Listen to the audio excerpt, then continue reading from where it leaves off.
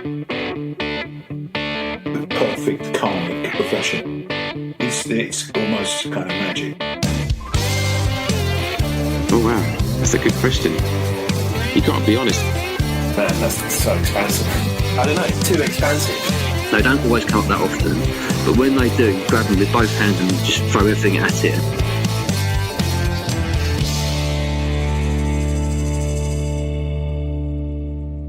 Hello and welcome to the Tom Hutch podcast, where I interview individuals who have made a successful career within the music industry to find out how they got to where they are and any tips or advice that they have for musicians at any level and any stage of their own careers.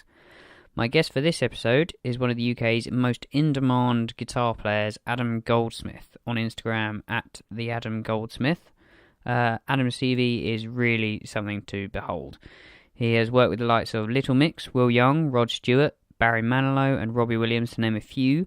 TV house bands include the first 3 series of The Voice, Series 1 and 2 of Pop Idol, the Royal Variety Orchestra, Sports Personality of the Year House Orchestra, as well as pre-recorded work for Downton Abbey, Stars in Their Eyes and the London Olympics. In theatre, he's had many chairs in the West End, such as Beautiful, Wicked, Billy Elliot and Hairspray, among others. With orchestras, he's worked with the BBC Symphony Orchestra and the Royal Philharmonic Orchestra, as well as the Ronnie Scott's House Band and the John Wilson Orchestra. Adam has also done countless recording sessions and continues to be one of the top studio guitarists in the UK, having played on multiple films, most recently of which 3 billboards outside Ebbing, Missouri, The Hobbit, and a massive list of more. He also regularly writes a column in Guitarist magazine from his perspective in the studio about his life as a musician. On top of all this, he has his own band, the Adam Goldsmith Group, which includes some of the country's top musicians, including Steve Pearce, who also features on a later podcast, and has recently released his first album under that name. He's also Professor of Commercial Guitar at the Guildhall School of Music and Drama. Now, Adam is one of the most experienced musicians you will ever come across, who can turn his hand to absolutely anything on guitar and has consistently been at the top of the industry for many years. In this episode, we cover topics including what a music education doesn't teach you, sustaining an income over a career as a musician, home session work, advice for current young musicians, and much more. Adam very kindly let me come around to his house and record this interview with him at his home studio, which is a guitarist's heaven, by the way.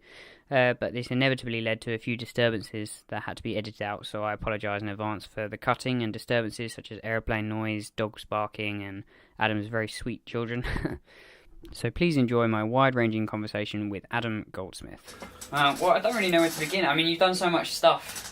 There's so varied amount of things, which is kind of why I wanted to talk to you anyway, because you've done so many different, genres, yes, but different parts of the industry as well. Right. So if we start right at the beginning, I guess. Okay. Where did you grow up and when did you first start playing? Okay, right at the beginning. So I grew up. I was born in Oxford. I didn't really live there. I sort of lived in a couple of places, just sort of between Reading and Oxford. When I was a kid. I went to school in Henley. And yeah, I started piano lessons when I was 7. My mum was a classical piano player. Okay. I started piano lessons then. I didn't really like it, to be honest. I didn't have much.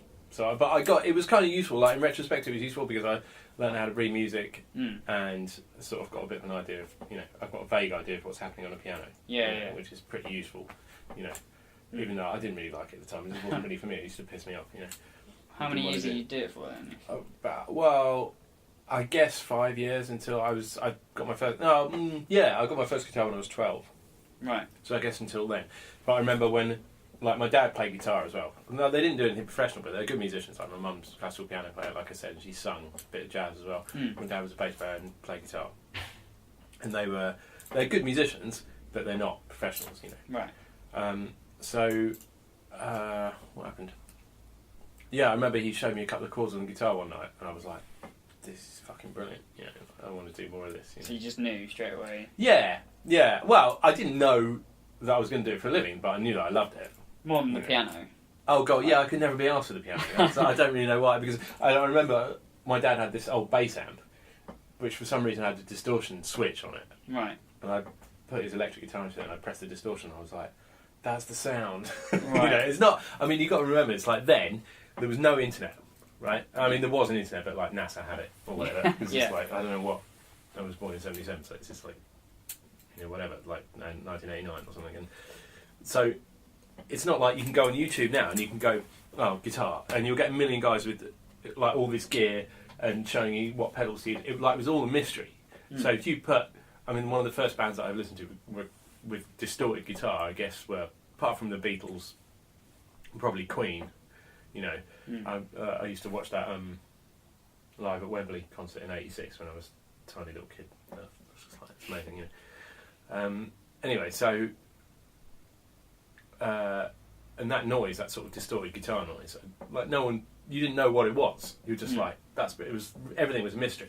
So everything you heard was a mystery, which is brilliant, which is now a bit of an alien concept, I would imagine, for anyone of your generation, because you've grown up with the internet and everything's so accessible. So if you wanted to learn something off a record, tape, I guess it was, pause, rewind, pause, trying to clock it, there's nobody on YouTube showing you how to do it. I mean, it was hard. But anyway, so that's when I started playing guitar. I'm getting off the subject a bit, but and then what did I do after that?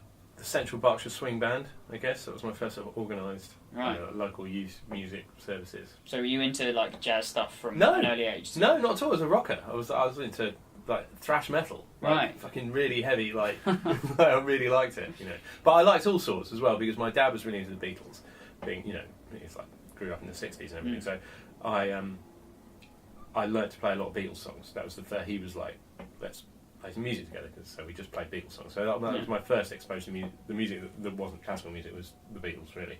It's a pretty good start. It was a great start, yeah. And weirdly, it wasn't the original recording of the Beatles, it was more me and my dad playing versions of Beatles songs. So I knew the songs before I knew the band, if you see what I mean. Oh, really? It's a bit weird, but that's still cool. Yeah.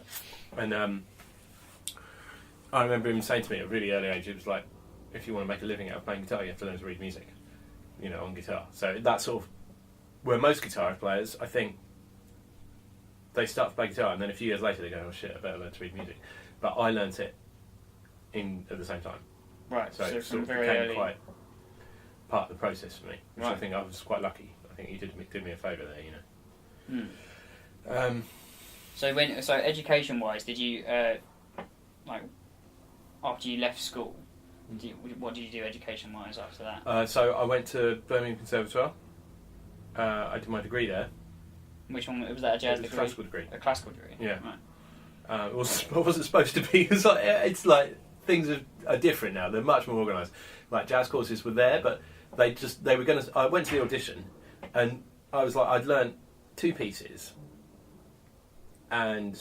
I didn't. Well, actually, before that, it's important to mention I did the Berkshire Youth Jazz Orchestra, which was brilliant. So we used to play with Kenny Wheeler and I had Clark Tracy. Oh, great! And Mike Bradley came and played with us, and so that was huge. Before university, that was really big, and we had these brilliant guests because the guy that ran it, Pat Kelly, was like a proper jazzer. He used to be in the Covent Garden Opera Band and his trombone player.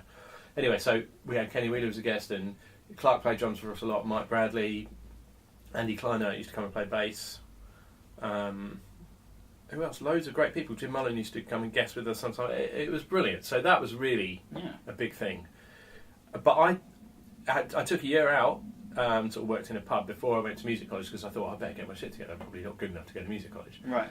Little did I know I got there and it wasn't really happening, I got there and what happened was when I did my audition, I got 2 pieces. I got like a Bach piece ready and then Martin Taylor sort of jazz arrangement. Right. Because I didn't really know what to do, Yeah. So I played them both, and I basically, looking back, it's pretty cool. I'd never really thought about it, and they said, "Well, what are you auditioning for?" And I said, "Well, I don't know."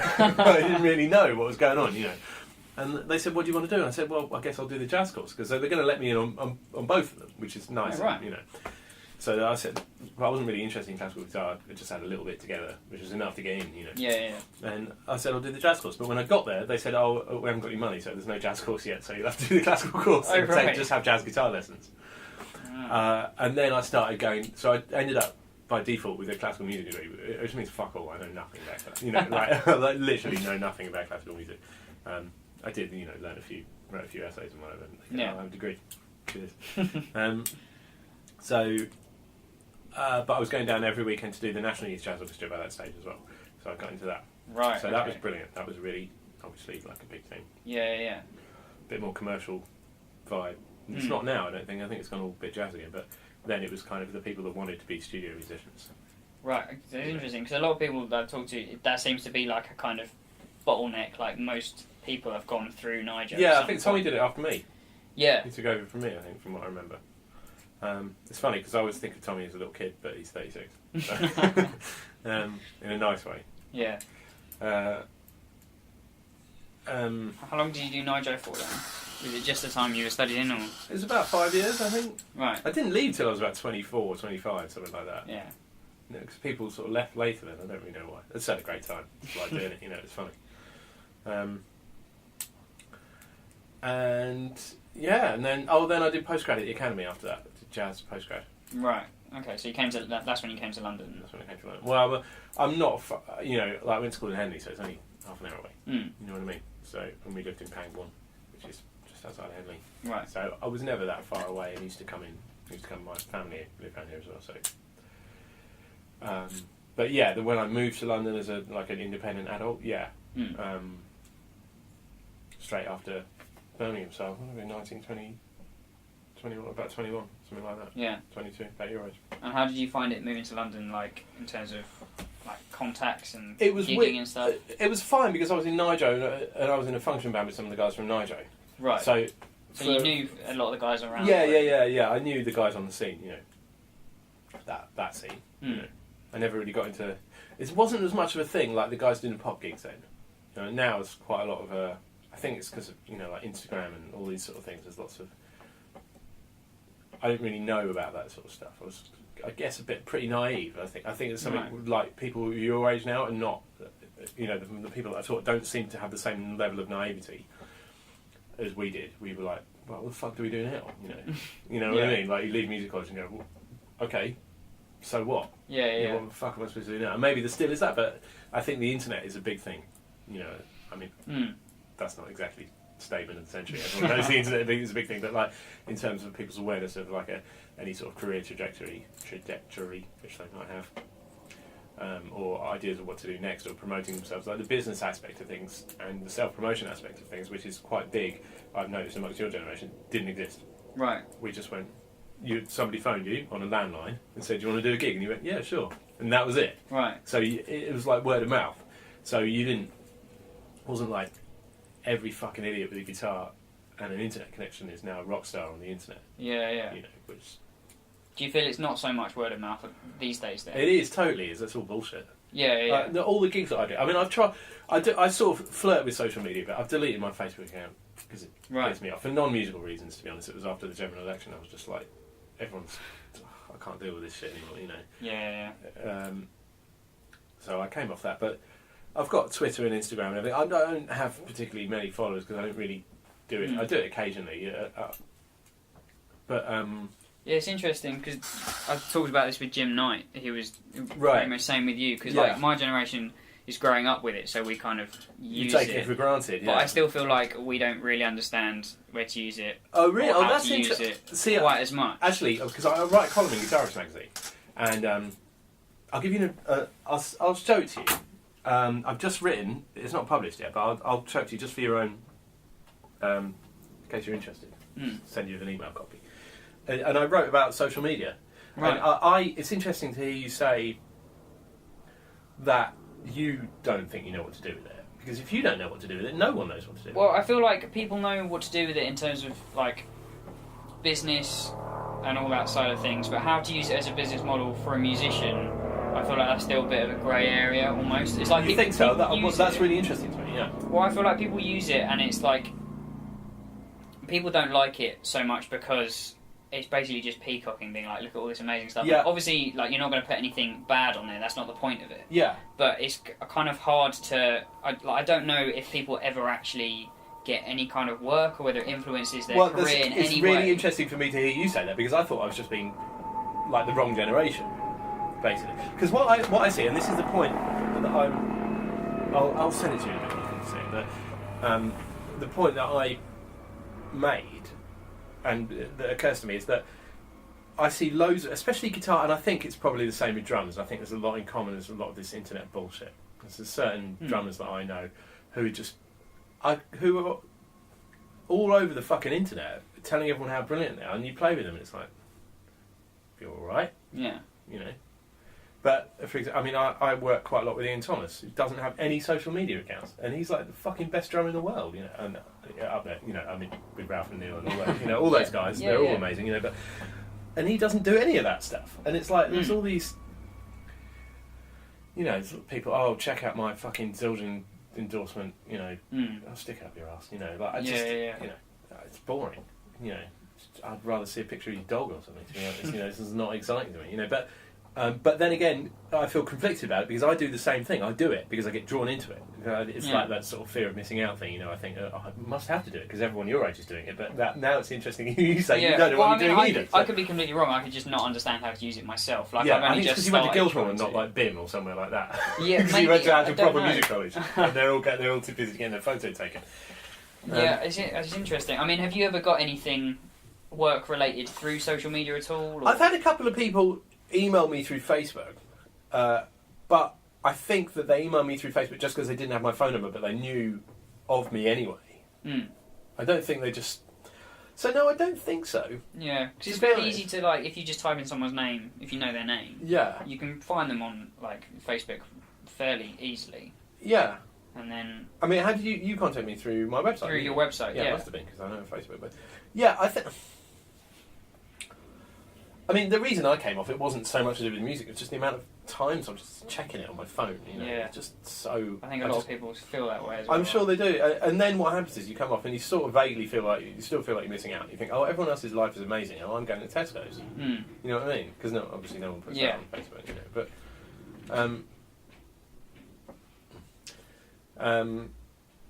yeah, it's very interesting. It's really interesting, yeah. And I think maybe we'll look back on these kind of conversations in about 20 years and go, oh, okay, well, it's settled down now. You know, it's become integrated in a less offensive way.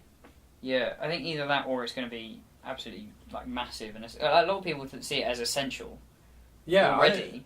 And maybe it is because I mean, say if you take somebody who's, I mean, I'm give or take 20 years older than you. Maybe if you take somebody who's 20 years older than me. They had a whole career, you know, which is essentially on the downward slope if you're 60. I mean, you're not going up still when you're 60 for the most part, without the internet at all. And they were busier because there was more of a music industry. And it seems like because you used to be able to make a living in the studios. You can't do that now. Yeah, it's not possible. They're not there. You have to do all sorts, you know. So I mean, that's another topic. You know, anyone describing themselves as a session musician on the internet, it's bullshit. Yeah, you're not a session musician. It's interesting to say it because I think. Out of most guitarists, you probably do quite a lot of session work currently compared to a lot of... Don't say currently like that, you might not next week. you know what I mean? Yeah, at the moment you can see what happens to you, mate. As opposed to like 20 years ago, like you're saying, when there was a lot more around or whatever. Yeah, I mean, not even 20 years ago, really. Actually, sorry to interrupt, but I mean, 20 years ago would have been the year 2000, and there weren't that... I actually think there's probably more around... There was more TV work around now, because there's a fashion for having house bands at the moment. Right. There wasn't so much then. That's interesting. But anyway, whatever. But anyway, sorry, go on, ask your question. No, sorry. We'll talk about that in a moment because that's a lot, like a fairly big part. You've done a lot of stuff to do with that. I suppose so. Yeah. But I mean, so when you did, if you go back, like when you going back to like your so at the kind of stage that I'm at and people at my age are kind of at, like you finished music college and you like finished your like education, higher education officially. Yeah. Like what was the next step? Confusion actually was the next step, and almost giving up. I feel like that's a lot of case for a lot of people. Maybe I don't know. I wasn't happy. I remember being unhappy. Right. But that might have been unique to me. I'm a bit of a miserable fucker anyway. Sometimes I don't, you know, like. I remember that feeling of, and I'm trying to sort of correct it in my teaching at the Guildhall and private teaching as well, because no one, when I was at music college, this is tied up. When I was at music college, it was just teaching people about music. Which is fair enough, you know, it's great. But in a very pure way, in a very, you know, what does Kenny Wheeler play over this slash chord, you know, or like, you know, how's Peter Erskine turning the beat, or whatever the fuck, you know, and it's done in a very, you know, absolute kind of way. But what no one said is, you know what you need to do? Now you need an accountant. Or now you need to, say if you're a guitar, I mean, that's an extreme example, but like, now you need to, I mean, when my pupils, especially from the Guildhall, come here because they've got sort of Mike Outram for jazz, and people that really know what they're talking about, and then they come to me to learn jazz. So I'll put a chart in front of them, which I've taken off a session. Right. And I've got the Logic files. Usually, like if I'm working with somebody that I know well, I ask them can I use this for sort of educational purposes. I use the Logic files, so I make them do the session. So if they've got all the gear, I say, right, choose yourself a guitar. You get 4 clicks in, and they're doing a session, which has been a real life session. So they're getting prepared for something which has ramifications in the real world, which it didn't so much. I mean, I've got a degree in classical music. So what? So I think it certainly was. I don't know if for the most part it is anymore. It's a bit of a cliff edge, when you leave music college. I feel like, from my experience, it kind of, from people I know, I feel like it goes one way or the other. Like people, they'll go 2 feet first into all of the education. Like, I mean, as you should. They're just like concentrate on all of their studies and 100%. Yeah. And then, like you say, they get to the end, and then they're just kind of a bit like in no man's land, don't know what to do. Yeah. Or there's people that maybe don't do so much of the college stuff. Like they kind of understand. Maybe it is like a thing that's happening more these days. And then they get to the end, and they're kind of like they have enough to support themselves still. Enough work, you mean? Yeah. I mean, I know a lot of people in my kind of age group that I've known since I've been at college. They kind of get to the end, and then they make sure they just plug for a lot of teaching jobs, because it's like regular work. Yeah, I did that. Yeah, and I think a lot of people do that, and there's nothing wrong with that. But I feel like that's people kind of getting towards the end and being like, "Oh shit, I need to." Yeah, it's just how you're coping with that. Because nobody talks about it beforehand. That's the problem, and especially now, because in the 20 years between you and me, look at house prices, look at the cost of living. It's not comparable. It's not comparable. Living in London now is incredibly expensive if you want to stay in London. Yeah. I mean, So, that's even more reason to take into consideration those kind of things, and what are you actually going to do with your life? What do you want to do? Do you want to get married and have kids eventually? I mean, it's not something that you want to have to think about straight away, but there are realities of life. Like how are you going to make a living? Who are you? What are you going to do? While all the people that you knew when you were at school are busy getting law degrees and earning £1 million a year, what the fuck are you doing? So it's all very well when you're in the bubble of a fantastic place like the Guildhall, talking about ECM and whatever, and then but then you're confronted by the real world, and for me there has to be like a meeting place between the two. Yeah, that made me feel better, because I was quite aware. I mean, my dad's in business and a lot of my family are, and I was always quite aware that there was that aspect of life. It's not like I was raised by artists. Yeah. Fucking commune on a hill or something. So I think it's important. I think it's important to give an awareness of that, and if people can do that. If you've got a student, they can do with that what they want. If they want to ignore it, it's fine. But I feel like it's a benefit to at least flag that up. So if you've got a student, say, look. So you feel like there's a little bit of a hole that needs to be plugged with that. Yeah, I did, and I'm really pleased. I think Malcolm is doing a great job of he seems to be on the case with that as well, and like the way he's changed things up a bit. And I talked to him about it when I first started teaching there, and it's. It's hard because teaching when I was your age was something that I did for the money, and I wasn't interested. And I just wanted the money. I taught at a local secondary school. I just wanted to go out and do jazz gigs, basically. Yeah. Which I wasn't very good at. But now I'm a little bit older. I do sort of feel that it's like my job to do that. That's my sort of skill set. You know what I mean? Being sort of involved in the more commercial areas of music, is to flag that up. Like, if people want to ignore it and just go and sit in the vortex every night, that's fine. That's totally fine. It's brilliant. It's great. But I think that it should be there. The real world might catch up. Yeah, and it really, because everything's so fucking expensive now. Yeah. Well, you want to buy a house, you need £500,000. So. No, ridiculous. Yeah. So you managed to sustain a living out of the industry, and I correct me if I'm wrong, but I feel like that's because you worked in so many different areas, which means that your work overall is much more than shit to do. Yeah. So how did you get to that kind of? I mean, you said you left college and you wanted to do jazz. Well, Yeah. I mean, I did. I was playing more jazz then than I am now, and I was in. Do you remember Jared? He's moved abroad now. Jared Presenter. You must have come across Jared. I've heard the name. Yeah. I was in his band at the time, and Right. that was pretty happening. He was Chris Dagley and Jim Watson and me, and here we had. It was burning. So I was like interested in trying to get better and stuff, and I still am. Don't get me wrong. The commercial considerations never outweigh the musical considerations. But it's just that I always knew that they were there. Yeah. So, but I loved lots of styles of music, and I loved the idea of being in a studio and somebody saying, "Okay, this is a country tune." I could never decide on one style of music that I liked above all others, basically. Yeah. So did you go into one? Did you just somehow a door opened in like one area in particular to begin with, or were you kind of like going into all of them? I can tell you. Well, no, I was in a function band. So Nijo in a function. That was like when I was your age. That was what I did with my Saturday. So I went to Nijo rehearsals on Saturday morning. Yeah. So it was college in the daytime. Nijo rehearsals on Saturday. Somebody's wedding in the evening. So play lots of pop music, and that was a really good. It's a good training ground for doing sessions. Yeah. Because in those days, as well, like function bands. Correct me if I'm wrong. Are kind of different now. You have to learn the music.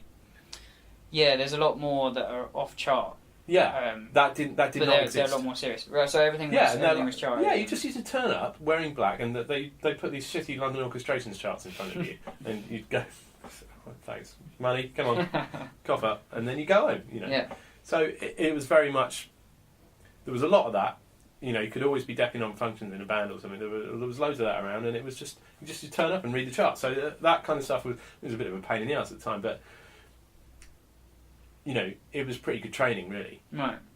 Was there anything that you kind of the first gig you got on where you felt like you hit a different level? Like I guess it was gradual. So a few things. I remember when I was in Nijo. Well, Gerard's band was one of them. When I was in Nijo, do you know Pete Long? Have you ever come across Pete Long? So he's sort of 10, 15 years older than me, but about 10 years older than me. He came back to guest with Nijo. And for me, he was like this busy sort of professional, I was young and everything. And he came up to me at the end, and I played banjo on the gig for some obscure reason. And he came up to me after the gig, and he said, "What are you doing tomorrow?" I said, "I don't know, a bit of teaching. Can't remember what I was doing, And he said, "Do you want to come to Spain with Echoes of Ellington, which is his big band?" Wow. And I went, "Yeah." All right. So I went to Spain, and that was like, it was Mike Smith on drums, and they were just like working guys, like. People that I know, my mates now, but there was that, and then the big thing was into TV. A few of us were quite lucky because there was. Do you remember Pop Idol? Remember the series Pop Idol, which was 2000, I guess. I think, yeah, must have been. Yeah, it was about 99, 2000, something like that. Anyway, so and they wanted a young big band, so they came to Nijo. But they wanted people who, didn't look like, weren't sort of 17 stone or whatever. And, so we ended up doing that, and that was like an experience in TV, and I met the fixer from ITV on that. So the whole band was used, or like selection? No, selection and a few people who weren't. So it was Dagley on drums, who wasn't in Nijo when I was in it. Okay. Do you remember Chris?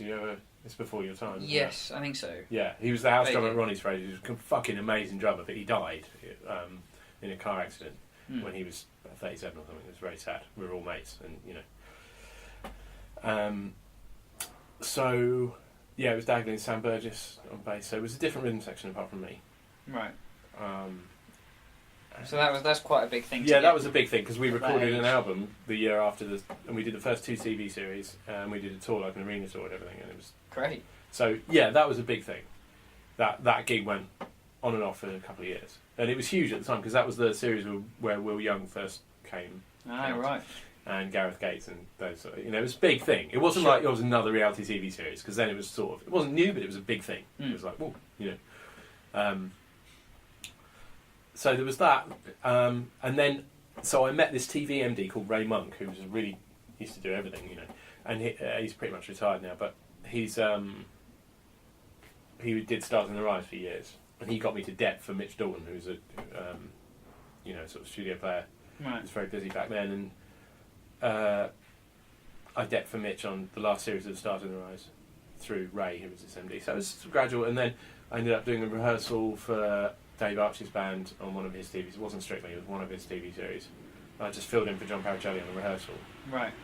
And so you know, and Dave sort of guessed, thought I did all right, so then he asked me back, so I sort of started depping on that, and you know, here and there. I think the thing is with TV, which has probably been the thing I've done the most of, that and West End shows, I guess. Sadly, if you're good, if you play well on TV and you don't fuck it, if you're consistent and not fucking things up, you know, if you get a live TV show and you get your clips in your ear and you have to play an intro on your own, if you don't fuck it up, you keep coming back. Right. You know, so you just have to bottle, basically. That's it.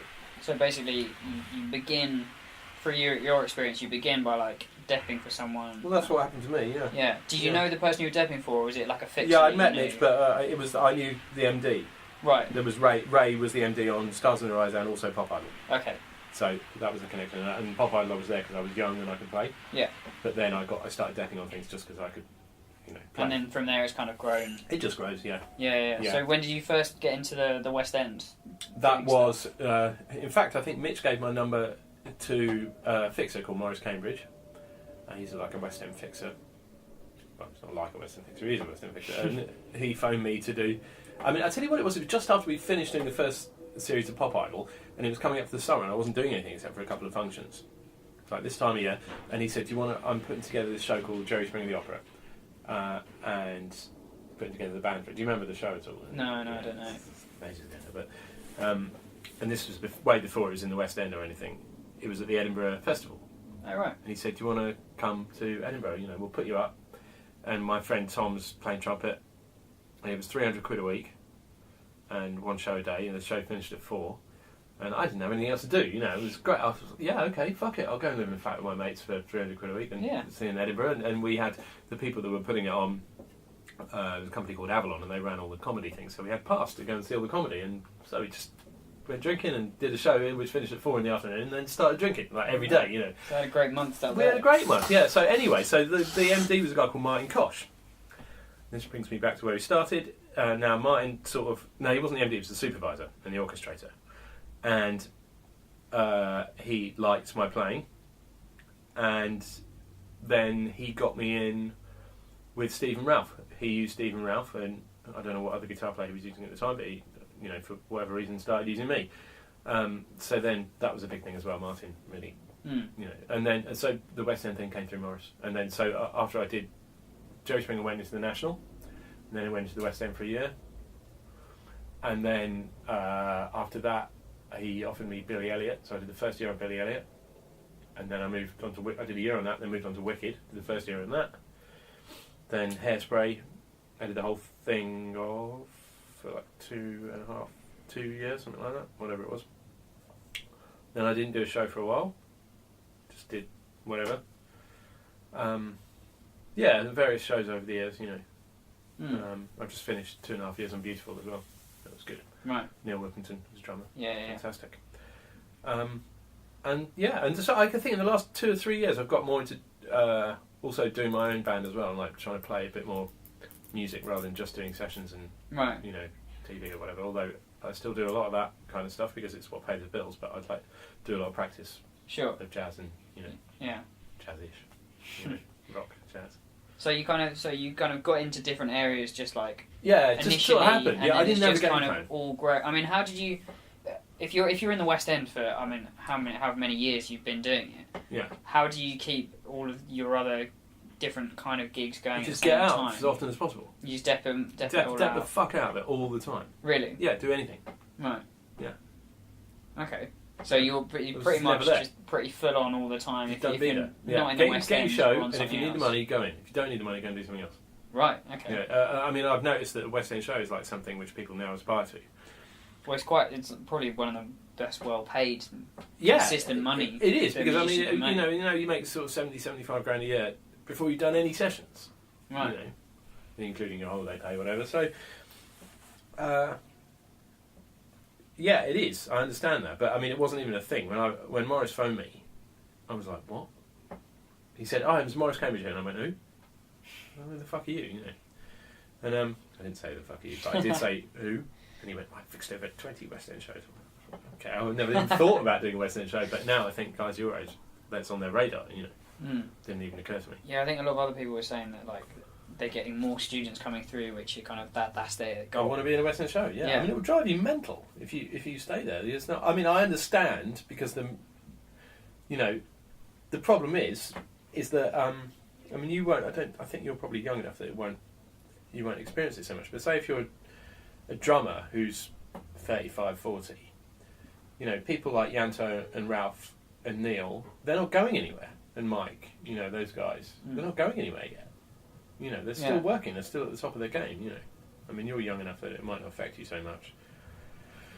But so all the sessions are sort of, they're kind of, you're always going to be not the first call at the moment. Absolutely. No matter how good you are, it's no reflection on you or anyone else. It's just that they're, if someone's been using Ralph for 20 years and they love him, why would they suddenly go, you know what, I'm not going to use Ralph this time. I'll just go and use this random kid who I've never heard of.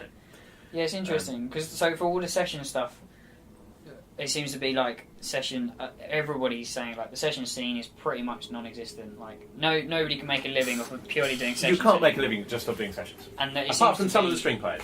Oh really? I don't. I mean, it's not non-existent. I don't think it's well, as bad yeah, as it's not non-existent, but people are saying that. But you can't make it. Well, I mean, it depends how much money you want to make. I mean, I'm making 800 quid out of sessions this week. For me, that's not enough. But for somebody else, it might be. Yeah. So with the session stuff, people are saying that like the session musicians kind of have gone from the session scene into the West End scene. That seems to have been. Yeah, definitely. People that wouldn't have trend. touched a West End show. I mean, when I was doing Hairspray, you remember Derek Watkins? He was the trumpet player. Right. No one would have, 30 years before that, no one wanted to know about West End shows, all the session players. They just, there was a period where everyone was just playing on albums and they didn't even want to know about TV work. TV work was like, but now it's like, it's really good money now, Yeah. Do you still do a lot of, like, a few album, like, artists no, kind of not things? so much, really. It's not, sometimes, not a lot, to be honest. I mean, I'm doing Seal's album launch in a week after next, so there's sometimes, but not so much artists for me, to be honest. I've done it and I do some, but a lot of the time, especially with guitar, it's like, and with Pro Tools and everything, it's like if you just need a simple, somebody to strum C to G, you don't necessarily have a session musician come and do it. You might, if there's I've played for Little Mix. I did one of their records, and it was like they wanted specifically like this big 80s rock guitar solo. Right. But if they just a bit of picking or something, they wouldn't have called me. So unless it's something really specific. Generally, yeah. I mean, maybe there's guys that do more of that than me. There might well be. I don't know. It's just I've ended up doing a lot of TV, basically. I mean, the last 2 months, I've done 3 different TV series in the last 2 months. Right. So out of all the sessions that you do, I mean, we're sitting in. I'm assuming this is your home studio. It's a good guess. No, this is the bathroom, man. I just like to keep the shit. So out of all the sessions you do, do you do a lot more of them from home now? Yeah, I'm trying to not do them actually. I don't. Sorry. It's all right. There it can be, to be honest, a bit of a pain in the ass because they're. Anyway, yeah, I do some. My experience has been I used to do more actually. I've started to sort of turn them down, unless they've got a checkbook. A decent sized checkbook, because to be honest, they can be a real pain in the ass. Because what can happen is they'll say, right, okay, so what would you charge me for a track, right? And you make up a figure, and then what happens is if they're really specific about what they want, then I'll do it. If they send you a chart and they say just play this, or it's a little 10-second jingle or something, and it's not too much hassle. But if it's like somebody's album track and they say, right, we want something sort of in the vein of this, right? So you say, okay, fine. If you go to a studio, you book for a 3-hour session, you're there for those 3 hours. If you go over, you get another session out of it. So it's regulated. What happens, if you send me a track, right, and I play on it, and I send it back and it's perfectly acceptable, but you think, it's not quite what I was after. So by the time I've loaded it up to Dropbox and you've downloaded it and listened to it and gone, this is another hour at least, by the time you've, done whatever, gone to Tesco's and come back. Then I've got to then spend another couple of hours redoing it, and what happens if you don't like it that time? So you could spend a whole day on one track and still not get anywhere. even though what you've played is perfectly acceptable. Whereas somebody, if you do, if you do it in a studio face to face, they could say, try something else, and that conversation, which has taken 2 hours over the internet, has taken 20 seconds. Yeah. So I think the thing is with the internet sessions is they haven't become regulated enough for them to be. I think that it will happen. There needs to be more, kind of regulation in my view for me to like working that way. It does seem to be that from my point of view that's the way that it's going, is because it saves multiple people some money doing. But I understand, like, from your point of view, it's just not cost effective in terms of your time. But that's the thing, is it can be. So the way I look at it is, if it's the two extremes are the ones worth doing. Where somebody knows exactly what they want. If it's a jingle, I'll do it. So if they say, right, like I work for Steve Sidwell a lot, and if he sends me a little chord chart and says, play this, it's a jingle. A couple of it, like a 20-second edit, 30-second edit, whatever. Yeah. Ding, play, send, gone. Easy, right? And I know him, and I know how he works, I know what he wants. If there's somebody that I don't...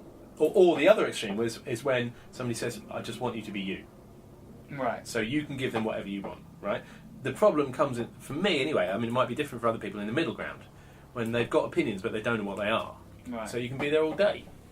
So they'll come back to you and be like, it's not quite right, but I don't know why. Yeah, exactly. So this whole process, and that's okay if you're face to face, and you go, oh, what do you think of this? Okay, no, what do you think of this? That's the one. So that's taken 20 seconds, like I said. Yeah. Over the internet, it takes hours. So I'm pretty selective about what I do over the internet. Sure. Because it's just not worth it. Okay. So in terms of session stuff, you do a lot of TV. You said now. Yeah, that's a lot of it. Yeah. Right.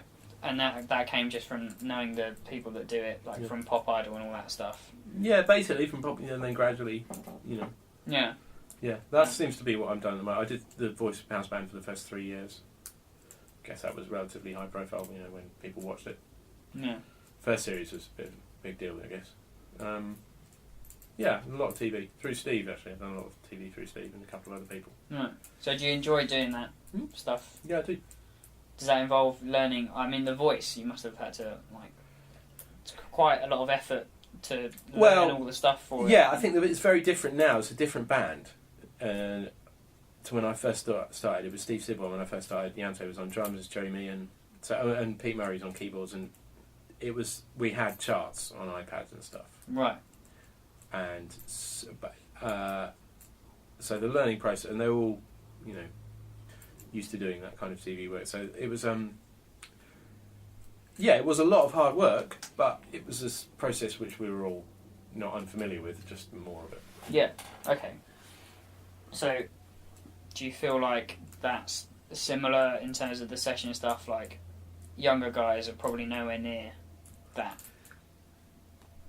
What do you mean? As in, well, it seems to be that it makes sense. I mean, the guys who do the sessions, like you're saying, like Ralph Webb, if he's done it with the same guy for 20 years or whatever, I mean, all of the fixers and the producers and everyone they work with, they're all like this similar generation. They're going to use all of them, and then people my age, I feel like, are obviously going to be used by producers of a similar generation. Yeah, I think there's still a time. It's just a matter of time. Yeah, you just got to grow up through it. I think you're exactly right. Yeah. Right. Yeah. Okay. Because sometimes, over the past few years, sometimes I've gone into work and I've gone, where's the adults? You know what I mean? I've gone, so I was at college with you, I used to live with you at university, like, who's in charge here? Oh, the fuck, it's us. I think it's cyclical. Yeah. And it's funny, because when you're age, you look at, you're at the bottom of the mountain, you're going, fuck, how do we get up there? I really want to be up there. Yeah. And it's like, how do I get up there? Everyone's, it looks like it's sewn up, and it's just, it's, what do I know? What don't I know? All these questions. But I think it is, a lot of it's just time. And there's certain things about your playing, in my opinion, and this is like totally open for debate, which go into your playing, where you put the beat. This applies to all instruments, even though I just did a hi-hat. Where you put the beat, how where to phrase things, slightly back and forth. And that sort of maturity and relaxedness to your playing, or not relaxedness, or what will the judgment that, and your time as well. I think time is something which most people in their 20s some of them are good. You know, I've got a lot of people naturally good time, but a lot of them, there's still issues. You know, I mean, I'll talk about drummers because I feel like the most. And drummers and guitar players are the people that I notice the most with it, which is handy. Is that they can be really brilliant, but not quite yet playing in time. Right. You know, there's not. You know, sticking with it, and then also I've seen in the past few years, weirdly, the opposite problem with drummers of your generation is that they can't play without a click. As soon as you take the click off, it starts slowing down. You know, maybe it's different if you come from the jazz end of things or whatever. I don't know, but I've experienced that with a lot of drummers. Maybe not your age, like slightly older. Sorry, who I've played with. You know, sort of late 20s, whatever. Right. You take the click away, and they're fucking amazing drummers. You take the click away, and they start slowing down, and you think, what's happened there? Oh, that's interesting. Yeah. So it's like a generational thing, like they've... Maybe, that's just my... gigs that they've... Maybe. That's my little perspective, that, right. You know... Okay. So if you were giving someone advice now in terms of, like, getting their time together, like, what would you tell them to do? Well, you've got to play with people who are really good, you know. That's a really tough one, to be honest. I mean, I tell you what I do is, where it came from, and I know I try and replicate this in my teaching, is that I remember when I first started doing the odd session, I play something and you go, oh, that sort of felt all right, you know, and then you go into the control room and listen, and you go, wow, I'm rushing.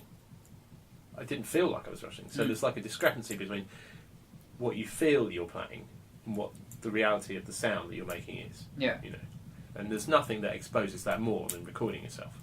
So that's my advice to my students. It's like that when I get them here, I, you know, put a very simple chart in front of them, and they've all been shredding around like Pat Metheny.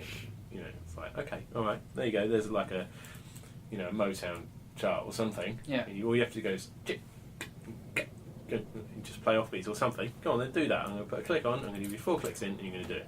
And 99% of the time, they're not on it. Really? You know, amazing jazz players, reading, great theory, brilliant. No, right. I mean, so, and I think recording yourself is really exposes, because you can't argue with it. You know, you can see the waveform. You're like, I'm consistently one side of the beat or the other. You know? Yeah. So you've done a lot of that yourself, like kind of record, yeah, and then like spend the time. Because I think a lot of people. I mean, I don't know. I haven't talked to people about it, but myself, I feel like originally I was kind of under the impression that like, all right, if you're not playing, if you've got like an hour block of practice, if you're not playing for the whole hour, it's not productive or whatever. But then when you record yourself, it's very time consuming in terms of like you'll play for like a minute and then you might spend like 5 minutes analysing it.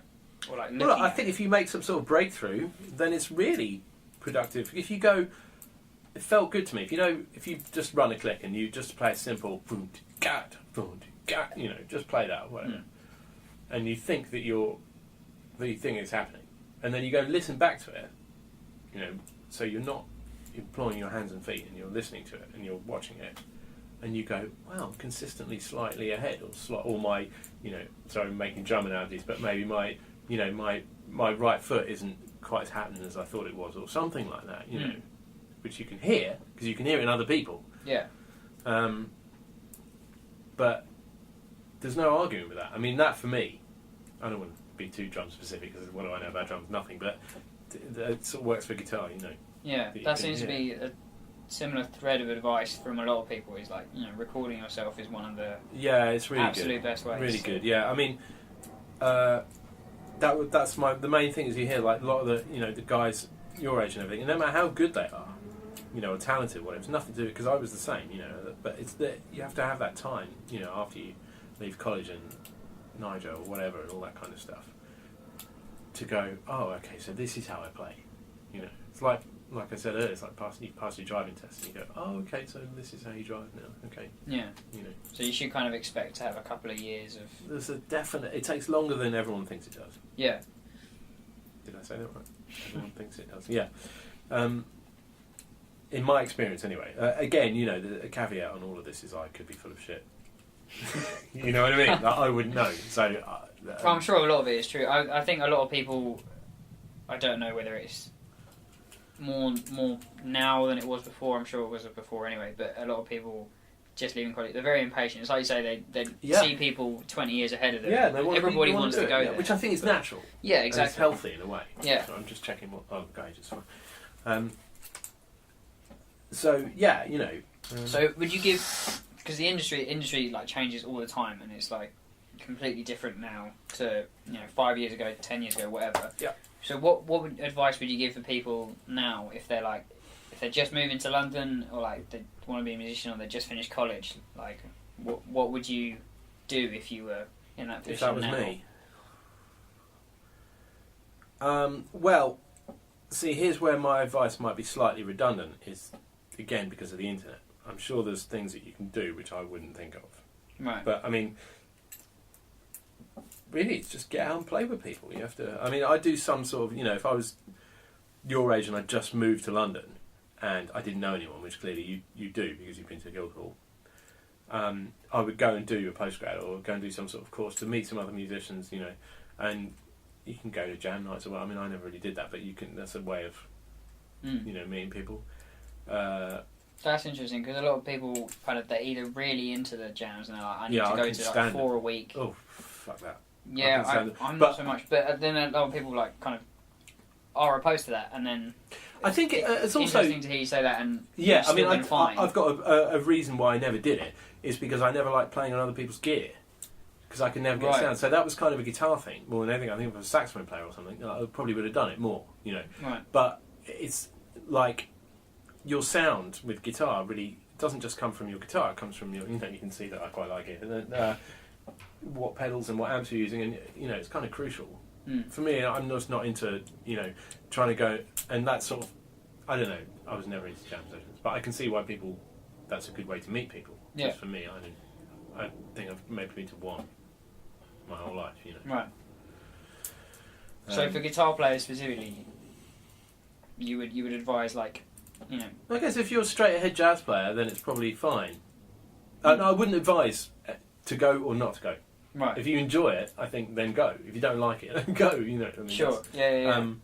But I think if you're like a straight ahead jazzer, then it's probably fine because you just got that sort of jazz guitar sound, which is no pedals, just an amp. But I always wanted to play a bit more like sort of either Schofield or Larry Carlton or Robin Ford or one of those guys, and that involves having a sound, a bit of distortion, a bit of delay or whatever. Yeah. And I found that I don't play as well without that. Right. I just didn't like it, so I wanted to have my own sound. Sure. So I just didn't enjoy it, Yeah. So regardless of whether you go or not, actually just meeting people. Just meeting people. Getting to know everyone. Meeting people. Yeah. Nigel was a big thing for me. That really helped. And I think that still is a certain route, because do you know Nick Fitch? Yeah. Nick, so he was doing it. He still comes to me for lessons, and I see him. He's a fantastic guitar player, but it's definitely a route. Doing something like Guildhall and Nigel and all those guys. I think that route's still there, and that's what I did. But it's just meeting people, really. I would do some sort of educational thing. Whether it's even if it's BIM or one of those kind of places. It's more about meeting people than it is about actually what they're teaching you. It's just a bonus. Yeah. Because you can stick on a record player, whatever, some music and learn off that. But do you feel like London is definitely the place to be? I see. For me, it is. Yeah, it's the only place you can make a living with, in commercial music. Yeah, definitely. Yeah. Right. I mean, you can live outside it, but you've got to be able to get in. I'm a half. It's totally fine. That's but the southeast. Yeah. For me, and if you want to do a West End show, you've got to get in every night. I guess that's not very helpful, is it? No. It is. I don't know. I mean, the thing is that I didn't have much of a game plan. Right. I just sort of gradually, through the, not being able to make up which kind of music that I like the best, I ended up doing lots of different types and wanting to play lots of different types, and that ended up, sort of doing the kind of commercial sessions and things where you have to be able to play lots of different types of music. I think a lot of people are either one way or the other. I know a lot of people who are kind of say jazz, they love jazz. That's what they do. That's all they want to do. Well, that's cool. fine. Yeah. And I think a lot of people these days might think to break through it, because I don't know if you think it's more competitive now than it was, or whether it's just the same. I think people are better. I think they're better earlier. Yeah, definitely. So people feel like to break through in a certain thing, they need to focus on just one genre, or like just one type of gig to actually get somewhere with it, and they feel like they might. I mean, I know it's something for me. Yeah. I feel like I might be spreading myself too thin. Is that what do you want to do then? I mean, sessions is like a thing that really appeals to me. Like you say, like doing everything. I've never had one thing that I particularly want to do above everything else. Like I did a jazz degree, but that was just from talking to people, and that seemed to be the best way to get an eclectic kind of. Yeah. So I think some people might be similar in my position, where like they like everything, and they're not sure whether doing that, continuing to do everything, will actually help them, or whether it will hinder them. I would say help. Yeah. So, it's good to hear you say that. Well, that's what I've done. Yeah. And I can't see why it would hinder you. The thing is, I think if you're going to be an out-and-out jazzer, you will already know it. Right. You know what I mean? Because that's the people that I grew up with who are still out-and-out jazzers. That's all they ever wanted to do. And they had no interest in anything else. Mostly, they might listen to other stuff, but they didn't really... They were obsessed, like learning the Charlie Parker Omnibook 24 hours a day, like just shredding. And I was never interested enough in jazz to bother to do that, Yeah. I like jazz, and I'd certainly would say I'm influenced by it, my own playing, but I wouldn't call myself a jazz musician. Right. That would be insulting to all those people that have spent all that time really becoming jazz musicians, Do you find anyone else does that with any other genre, or is it jazz? What do you mean? Sorry. As in, like, really. Oh, really? Yeah, I guess some of the rockers do. Yeah, I guess a lot of people are classical musicians. Yeah, I mean, you can't. If you just do that with pop music, I'm not sure there's wisdom to that, because you'll only ever learn a certain amount of harmony and a certain amount of grooves. So if you're just going to play modern pop music, that's probably a bit duff. But yeah, I mean, I think I wouldn't question yourself if I was you. I wouldn't say, "Oh, am I spreading myself too thin?" Because I think, like, if you were going to be just wanting to be the next Philly Joe Jones or whatever, that's what you'd have already done. Yeah, that's what you'd be doing. You wouldn't be interested. So, like, because it's not going to make you happy to just play jazz, then, is it? If you're interested in other types of music, you want to do other stuff. Yeah, absolutely. So yeah, I wouldn't worry about that. Yeah. I don't think it can ever be a bad thing, because you've got plenty of times where you can always come back to different styles. Yeah, it seems to be. Maybe it's the impatience thing as well, like. Yeah, which I totally understand. I mean, I would say that this sounds a bit wanky, but I've only found my sound. Sorry, like in the past couple of years. Right. Since I've started doing my own thing gradually, I was like, just doing lots of TV and whatever shows beforehand. And then I was like, okay, I want to have a band, because I want to do some more pub gigs. I like and then I was like, what do I sound like? I don't sound like anything. I spent so long, and now gradually I've got it together, and now I know what I sound like. So do you think you got that? That was a process of like. Yeah, definitely. Once you started trying to find your sound or whatever, it then helped. Before that, because you hadn't thought about it. Yeah, no, I'd never. I wanted to be like the session guy, the studio guy, Yeah, because that's what I wanted to do. That was sort of top of my agenda, was to be like the guy, the studio guy, and And then I realised that it probably wasn't top of it. I wanted to be a musician, like play music, right, rather than just chasing that kind of commercial work, So yeah, but that's been a big thing in the past 2 or 3 years. So now you've started doing it, and you've very recently released your first album, haven't you? Yeah. How's that gone? Were you pleased with it? I am pleased with it. Yeah, I mean, it's definitely a snapshot of what I was doing. I'll give you a copy of it after. Listen to it. There's CDs. I got loads of CDs, and I realised no one fucking buys CDs anymore. But I did quite a lot of, for a jazz album, sort of done all right in jazz on downloads. Right. But no one wants CDs. Really? So I'm palming them off on people. So got Yanto on it. It's amazing, Yeah, you got an amazing band on it. Yeah, I know. Yeah, that was my philosophy. I thought, right, even if I'm shit, I'll just get people who are really good to surround me. Just go, shit, it's my band. Check this out. Twang. To me, it's like kind of interesting that you. I mean, it makes sense knowing about your career now, but it's interesting that you waited until now to release something. And I think a lot of people are very keen to get stuff out there under their own name when they're a lot younger these Yeah. days. I mean, what do you think about that? I think if you want to do it, great. You don't think people should wait, or like people? No, I think people should do what they want to do. Yeah. You know? The thing is, I almost look at it as a separate endeavour from the rest of my career, because it doesn't affect or not affect my other playing. Well, no, that's bullshit. It does. You get better because you do a lot of practice, but it doesn't affect my job, if you see what I mean. Right. It's almost like a hobby. You know, I mean, obviously, there's a sort of certain amount of cross-pollination in as much as you do get better the more you play improvised music and you're playing with other people rather than just playing on personal adverts or whatever. But I don't really look at it as the same thing. I look at it actually as more important now, you know, Right. in terms of being a musician. You know, I mean, you will never, unless you're, you know, I mean, even, you know, the top sort of jazzers in this country, they're all, you know, you don't make a lot of money out of it. So you never do it for that. And I do the sort of the sessions and things to fund my... That's how you see it? Yeah, that is how I see it. Actually, yeah. Right. I mean, I love doing sessions. You know, I love it. I'm great. I love playing all different guitars and different sounds, and you know, and working is nice because it's good for your ego, isn't it? People phoning you up saying, "You want to do this?" Yeah, I do. But you've done that for long enough now that you feel like... Well, I still love it, and I'm not going to have no intentions of stopping it until I'm stopped.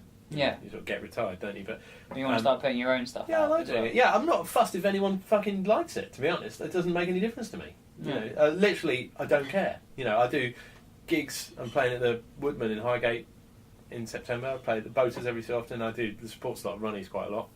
I don't give a shit. It's really good fun. It's very cathartic.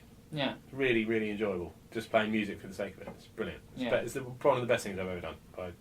You know, and I'm not that good at it. That's the thing. It's like I think I'm really good at my job. I'm good at doing sessions. I'm good at doing TV and all that kind of stuff. Am I the best sort of improvising guitar player in the world? No. Yeah, there's loads of guys who are better than me. You know, but I don't. It doesn't bother me. Right. It's just But the enjoyment of it outweighs all of that. And fucking hell, yeah. But I think there's a certain amount of that I wouldn't have that attitude if I was your age. Right. I think a lot of people do get into the mindset of like kind of worrying about stuff and then like bills and real life and everything, blah blah, and then like the kind of enjoyment of the music does get lost at 100%. That stage. Yeah, it really gets lost, and then you come full circle when you manage to pay your bills or whatever, and then you go, oh well, what should I do now? Yeah. That's certainly what happened to me. Did you? What did you? When did you get to a stage after you finished college that you kind of like felt like you were stable enough to? No, I'm not there yet. You still don't feel your bills like... go up? Yeah. You mean financially stable? Well, I mean, like you feel like you're going to work regularly. Got never shit together enough that you like no, you're kind of back to being happy with doing what you're doing. Never. And, right. It doesn't go away. Like the insecurity of if you're doing a West End show, it goes away a little bit because you've got, at least for the foreseeable future, you're employed. But even then, it's still a finite amount of time. Yeah. But now, if I look in my diary, if I'd have looked in my diary after Beautiful only shut sort of 6-7 weeks ago, but if I'd have looked in my diary, we'd have gone back 2 weeks, and I've looked in my diary now, it would have been empty. Right. Now I'm really busy. Okay. You know. So I've got an album next week. I've got I'm teaching this guy how to play guitar for a film. I've got a bunch of different gigs and all sorts of shit happening. Seals band, loads of stuff. Give some gigs with Marty Pello next week. Loads of things, but they weren't there 2 or 3 weeks ago. Right. And in 2 or 3 weeks' time, my diary is empty. When I get there, I'm hoping it won't be. So it's not empty, but you know what I mean. It's sporadic. Okay. But so, I personally, that's not for me. I don't like that. That's why I like having a show. I like to know. Okay. Yeah. I like routine. You know. So it's still kind of the same way that it's been since you started. Like it's just you don't know a month from now what you're doing, but you kind of unless you've got touring or something. But sessions are so last minute. Really? So it's like they're so last minute. On the day, on the week.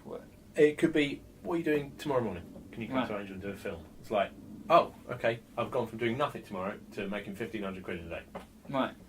It's insane how last minute they are now. So you just have to kind of trust that it will just keep going. And I'm too much of a nervous person to enjoy that process. I don't like it. Right. You know. That's interesting. You've done it for so long. If that's the I don't feel secure in it. No. Yeah. Yeah. Mm-hmm. No more secure now because your bills go up. You know. Yeah. Well, different bits of life like fucking ballet house lessons, children, and yeah, all that shit. You know, so it doesn't go away. Some people, I think that's a personality thing as well. I mean, you seem like quite a stable sort of character, so hopefully, yeah, exactly. I mean, I'm not, so like I worry about everything. Right. So the only time I don't worry is when I'm working. Like I'm pretty when you're playing calm, and I can read, and I'm like in the moment and everything. I just don't get flustered by any of that stuff. But if you leave me in a room on my own for a bit, I sort of, I wonder if I'm not working next week. Maybe it's all over. You know, what am I going to do about that? The roof's got a leak, or I will do that. You know? So it could well be a personality thing where, that kind of last minuteness. Some people might love it. I don't particularly enjoy it. I think it might, like you say, it might turn people off. Some people off from the industry if they're kind of on the fence about it. Yeah, just the insecurity and not knowing. Yeah. I mean, I remember, I can't remember who it was. I think it might have been Steve Morse, seeing an interview with him when I was about your age. And I think it was Steve Morse, I don't know, it doesn't matter. But the interviewer asked him, if somebody's thinking about being a professional musician, what would you say to them? And his answer was, if you're thinking about maybe it might be a nice idea to be a professional musician, don't fucking do it. It's a terrible idea. But if you absolutely have to be a professional musician, there's no other choice, then it's the best job in the world. Right. And that always stuck with me. And I thought, that's about it. Because I never imagined myself as anything else. I always thought that I was a studio musician. Whether or not I am now, because no one really is, is a different thing. But that's how I felt from a young age. I remember reading Tommy Tedesco's columns, old LA Session Guitar Player and Guitarist magazine. I remember looking up to some of the guys that I knew on the circuit. When I went with my parents to Cornwall when I was a kid, seeing it was Bobby Davro, some shit comic, and he had a band with him. And the guys wearing black shirts with the music stands and the lights, and I was like, that's fucking the coolest thing I've ever seen. I was like 14. Yeah. So I always felt like one of the guys. I was like, that's what I want to do. Drawn straight to it. Yeah, straight away. Yeah. So seems to be the way. Like if you absolutely love it, doesn't matter how hard it is. You're going to do it. So So basically, you're saying it doesn't get any easier. No, it doesn't get any easier. But it's still great to do. Yeah, I mean, I think that you, the older you get, the more you allow yourself to enjoy things. Because so I'll qualify that. I remember doing that first series of Stars in Their Eyes. I didn't enjoy it. I didn't sleep the night before I went into the first session. I was so nervous because I had Andy Paskin, Trevor Brown, and all these old school session faces. The other guitar player was Colin Green, who was just a legendary guy from back in the day. And I was so nervous. I didn't enjoy it. I got away with it. Right. I got home and I was like, went all right. But now I might go, I had a nice day with the guys. Play some nice music, so I might enjoy it more. But the insecurity of when you're going to be working, I don't think really goes away. I think the only way that would go away is if you cared less, and if you cared less, then you're fucked anyway. So yeah. So yeah. Do you feel like with sessions and things like that, preparation? I know that a lot of the time you don't get an opportunity to prepare stuff. That's kind of the point of sessions. Is you go in, you have to do it. Yeah. And you have a skill set, whatever. Yeah. But how important do you think preparation, just in general, as being a musician, is? Just in any instance, turning up an hour early to something. Oh, we always do. Yeah, always. Yeah. Yeah. Always. Yeah. Fucking hell. Totally. Is there ever anything that you've turned up to and you've been like, shit, I wish I was more prepared, I wish I'd done XYZ last night? Or is it more a case of... No, I'm pretty on the case for stuff like that, to be honest. And then having the skills to back it up. Nothing that I've gone, I could have done something and I didn't do it. I knew that I should have done it and I didn't do it. Right. I mean, I'm sure it's happened where I've gone, if I'd have known about this last night, I would have liked to have seen this bit of music beforehand or whatever. Yeah. I'm sure, but that's just life, isn't it? But I don't think I've ever gone, I fucked up, I didn't do something last night. Right. So it's more about the skills you have already. And you hope help you through it. Yeah, I mean, I've done 2 or 3 hours practice today already. Just playing. Yeah, just shredding around. And I've spoken to people I'm doing an album for on the weekend. I found out what guitars I need. What kind of music it is. So I already know that I'm taking that amp. I'm going to take certain guitars, nice old spring reverb thing that I've got, and I know what I'm doing. You know what I mean? Yeah. So yeah, I'm pretty good at that. But I think that's that's like the commercial end of things. People, if somebody's paying for Abbey Road or something, they want to know who's turning up has got all their shit together. Yeah. So I think that's part of the gig. So it's pretty important. It's very important to answer your question. So you either have it or you don't really. Well, no, yeah, I mean, you can learn it, but if you don't have skill. it, you won't get it. Yeah, it's like an extra thing. So if I know you talk about this and then like about time, like developing time earlier. Like if you had said to someone like this, the really important skills that you feel like have helped you with everything. Mm-hmm. Like, are there any that are like above the rest, or is there just like a set load of skills that you have that you feel are essential as a musician? I think it's really difficult to narrow it down, like to distill it to certain things, because who you are as a musician is sort of like a combination of all the things that have happened to you in your life. Whether they're to do with music or not to do with music.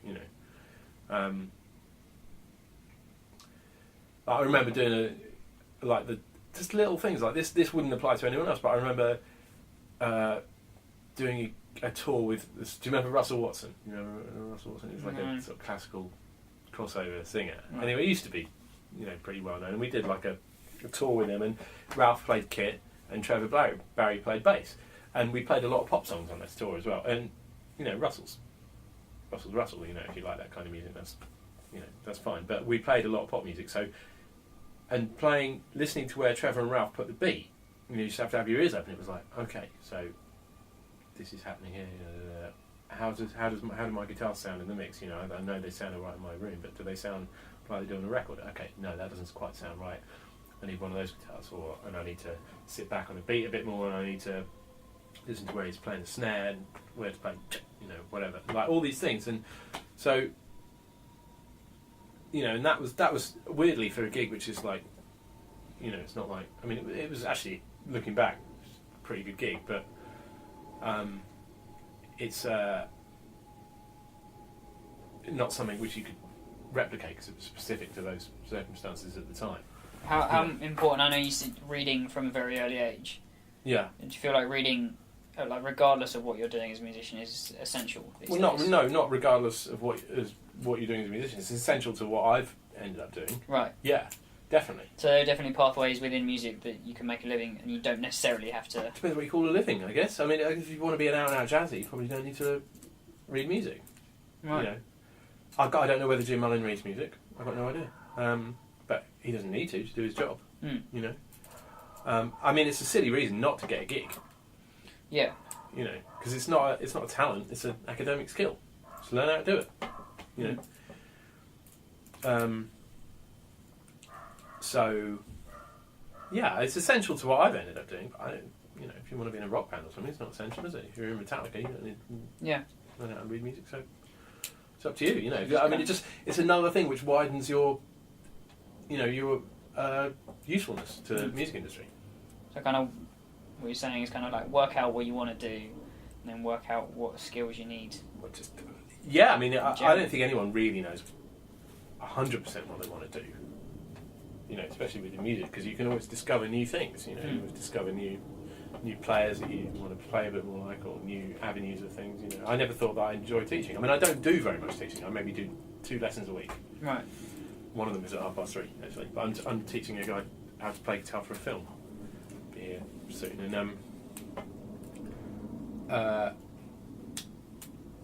and now that's become something that I enjoy. It's not something which I thought I was going to enjoy. Be open to it. Open whatever. Be in as many situations as possible. Meet as many people as possible. Listen to as many different types of music as possible. Yeah. Do as much practice before you have kids as possible, because you won't get anything done afterwards.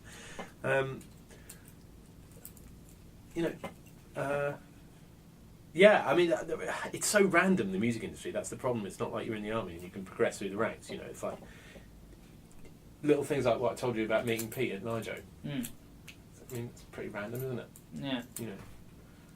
If you're good enough, you'll end up doing it. That's the thing. Okay. A big part of it is don't be a twat. There's that as well, which I've definitely been guilty of at some stages.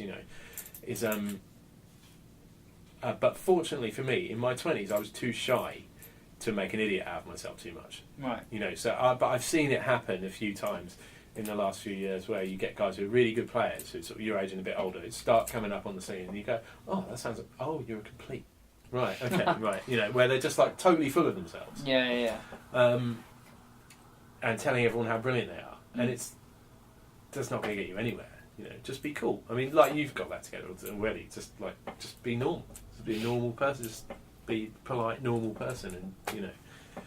Because I mean, I think the thing is with doing sessions, it's like, well, you got to remember, it's not about you and your ego. It's about what you can bring to that situation. You know, so you just turn up and you just be cool. Like, make sure you're there. I mean, I get to sessions an hour early. Set all my gear up, get ready, say hello to everyone, have a coffee, you know, and then you're in a good situation, you know, to help them, which is what you're there for. It's a service industry. It's not about you and your ego. It's not like they're getting in you specifically for your style of soloing. That doesn't happen. You know? I mean, it might happen to a few people, but it's pretty rare. You know, I mean, I'm sure Steve Gadd would get away with turning up late, but most people, it's a bit, don't do that. I mean, even if he turns up late, it's still a pain in the arse. He's still wasting studio time. You know what I mean? Yeah. Just be cool. Your personality is a big part. You know, just don't be a dick. You know, that is definitely a theme as well. Yeah, like, kind of be just chill out. Just be cool, basically. Be cool. Yeah, just be nice and friendly and trying to help. You know, it's like anything. It's like if you went to you get your car fixed in a garage. It's like if the mechanic's like, well, I'm not sure if I want to work on your car. You're like, all right, well, fuck off somewhere else then. You know, I'll go and get my car fixed somewhere else. You know, there's a lot of people that want to be studio musicians. You know, like, so there's no reason to be. It's not going to help you. Yeah. You know, okay, well, I don't think your music's any good. You know, I mean, you have to be sort of a good liar as well to some extent because, like, if you're playing on some track which you think is terrible, you can't just go, "Oh, this is terrible." No, you just got to do the job. Yeah, you just have to turn it on a bit and just be, you know, find something positive to say about it and find something you can bring. You know, like, see, maybe you can make it better. Maybe you can make it not terrible. You know. Yeah. So yeah. Well, that's very interesting. Have you got any, like, recommended listening in terms of artists or albums? Essential listening. I don't know. Or just recommended stuff you like at the moment that you listen to? Jesus, I don't know where to start with that. It's always the toughest question, it seems. That's a really tough question. I mean, there's so what have I listened to today? I've listened to some Schofield today. What recommended for who? For anybody? Literally anyone, whatever you like. It's too expansive. I'd start with the Beatles. Right. Just start with the Beatles, and you can't go that far on. It's Yeah. the Beatles and the Stones. I mean, like, you know, and then take it out from there. See which way you want to go. You know. Fair enough. Yeah, I mean, I could do some guitar playing stuff. There's like, I guess you'd start with, if you go chronologically, start with Charlie Christian, Django, Wes, Montgomery, move on, Hendrix, Van Halen, you know, keep going that way, and then you're modern, you know, and Schofield and Pat Metheny and Larry Carlton and all those guys, Steve Lukather. As regards music in general, I mean, man, that's so expansive. Yeah. I literally wouldn't know where to start. I mean, Steely Dan. I mean, Steely Dan are great. You know, depends if you want to do muso stuff or. Yeah. Well, no. I Michael Jackson. Anything that Quincy Jones has done, really. Yeah. You know, all the same shit that people talk about. I guess, you know, classic stuff. You know. Yeah. Stevie. I think the Beatles are definitely a good starting place. Yeah, I'd start. I mean, that's where I started. Yeah. Beatles. It was great songs. You know. Yeah. Some great riffs. Yeah. There you No, go. there you Beatles go. and the Stones for me. Keith Richards is one of my favourite guitar players. Mm. I don't think anyone's really done anything that much better since then, you know. Yeah, fair enough. Yeah. So what if you had like a small? I know you've got loads of gear, but if you had like a small, like, essential rundown for guitarists of like gear that you recommend or that you use all the time. Yeah. Like, do you have a few things? Yeah, I mean, if I had to narrow it down, probably you've got to have a Strat. Right. You know. Well, say if I had to take two guitars on a session from this room, I'd take, that's a Strat there, just a very straight up custom shop, supposed to be a 62 Strat or something.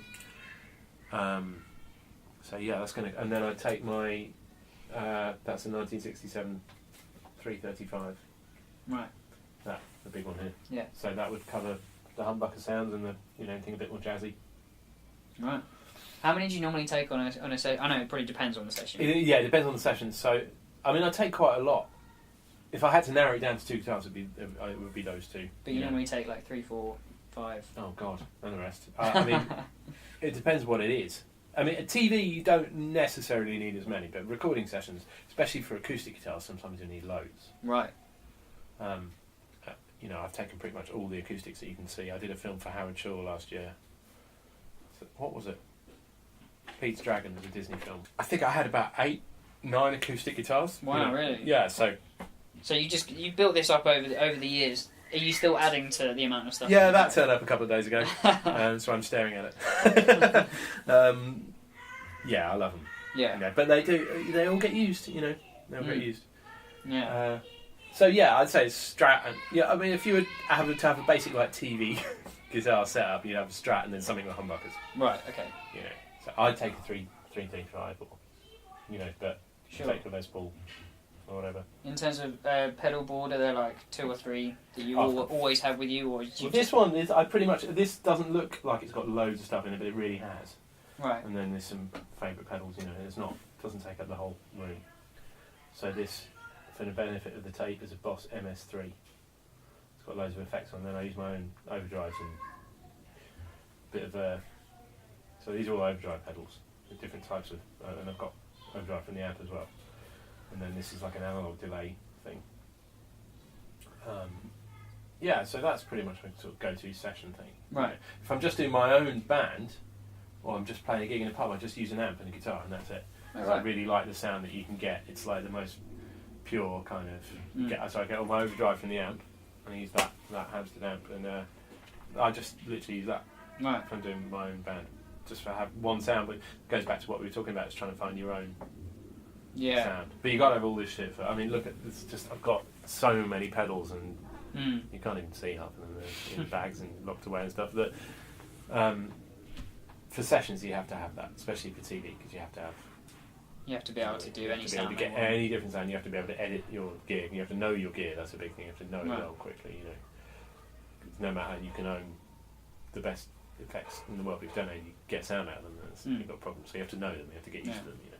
So you spend a lot of time practicing, just like getting different sounds. Yeah, I'll be doing that today actually. Yeah, just getting to grips with this little unit here, and you know, finding. You know, you have to basically sort of clean, then you clean with some effects, and then a bit of distortion, then a lot of distortion. That's the basic one, and then you've got loads of other things. So yeah, great. And then like other acoustics, like this is like the gypsy jazz. So you've got like,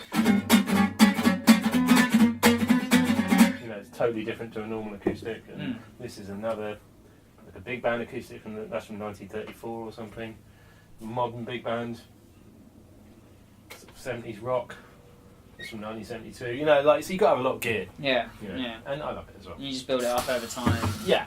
Well, it's expensive. That's the thing. I mean, you can't go out unless your parents are millionaires or something, and they just give you a load of money. You can't go out when you're your age and just go, right, I'm going to spend, you know, $100,000 on gear. You know, it's like it's not going to happen. So it takes a while. Yeah. You know. Well, thank you very much. My pleasure. That's been great. Yeah, cool, man. Yeah.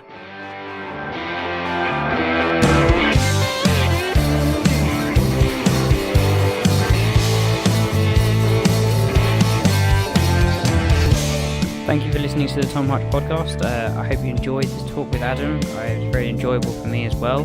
You can go check out Adam and everything that he's doing over at his own website at adamgoldsmith.co.uk.